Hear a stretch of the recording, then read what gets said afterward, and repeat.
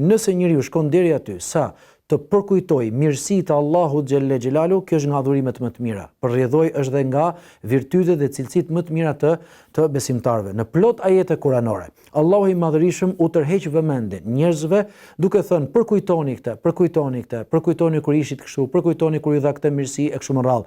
Jo vetëm kaq, por Allahu i Madhërisëm na sjell ajete të ndryshme që të njëjtat fjalë përkujtimi ju kishte thënë profetëve të mëparshëm, popujve të mëparshëm. Ndërkohë në ajetet kuranore që flasin për umetin e Muhamedit sallallahu alaihi wasallam apo për përkujtimin në përgjithësi, për shembull thot Allahu i Madhërisëm: "Wadhkuru idh kuntum qalilan fakaththarakum wanzuru kayfa kana aqibatul mufsidin." Përkujtoni thot kur ju ishit pak dhe ju shtoi.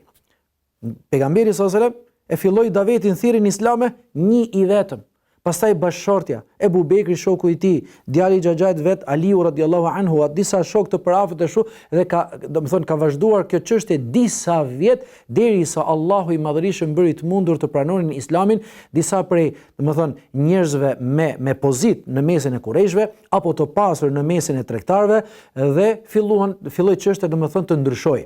Raportet të ndryshonin, dhe musliman të fuqizonin dhe të shtoheshin. Pikërisht këtë, mos harroni atë ditë kur ju ishit pak, mos harroni atë ditë kur ju ankoshit, mos harroni atë ditë kur ju rrinin brenda kishit frikë të dilnin, fakaththarakum, ai ju shtoi juve. Ju bëri të mundur që të formoni një bashkësi të vërtet, një shtet të vërtet, pastaj thot: "Wanzuru kayfa kana aqibatul mufsidin." Edhe shikoni mirë dhe vështroni se si ka qenë përfundimi i njerëzve të prishur, i njerëzve të shthurur, i njerëzve që nuk e donin besimin. Që do të thot, ky lloj përkujtimi ju bën juve të ruani besimin tuaj. Ky lloj përkujtimi ju bën juve të adhuroni Allahun xhelle xhelalu dhe të keni vazhdimsi në këtë lloj adhurimi.